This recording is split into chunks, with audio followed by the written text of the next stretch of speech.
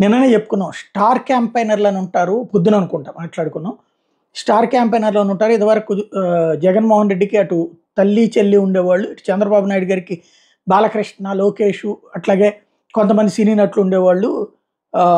ఇంతకుముందు వైసీపీకి వచ్చేటప్పటికి పృథ్వీరాజు, పోసాని కృష్ణమురళి ఇట్లాంటి ఈ దఫా వాళ్ళందరితో ప్రచారాలు చేయిస్తున్నట్లేరు. ఉట్టి జగనే తిరుగుతున్నారు. రేపు 21 రోజులని నోటిఫికేషన్ ఇచ్చాక బిగిన్ చేస్తాను కూడా. ఎందుకంటే వాళ్ళు వచ్చినప్పుడు జనం గ్యాదరింగ్ ఖర్చు అవుతుంది కాబట్టి ఆగుతున్నట్టున్నారు అన్నటువంటిది.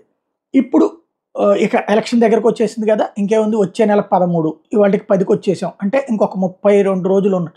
సరిగ్గా ప్రచారానికి 30 రోజుల గడువు ఉంది. దీంతో ఇప్పుడు స్టార్ క్యాంపెయినర్ రంగంలోకి వచ్చేసారు. ఒకటి పోసాని కృష్ణమురళిని మరి ప్రచారానికి పంపిస్తారు లేదు తెలియదు కానీ ప్రెస్ కాన్ఫరెన్స్లు పెడుతున్నాడు వైఎస్ఆర్ కాంగ్రెస్ పార్టీ తరఫున. తెలుగుదేశం పార్టీ తరఫున బాలకృష్ణ స్టార్ క్యాంపెయినర్గా జనంలోకి వెళ్ళబోతున్నారు. సైకిల్ గెలవాలన్నటువంటి పేరుతో. మరొక వైపున చంద్రబాబు గారి ప్రచారం నడుస్తుంది. ఇటు జనసేన తరపున స్టార్ క్యాంపెయినర్ల పేర్లు ప్రకటించారు.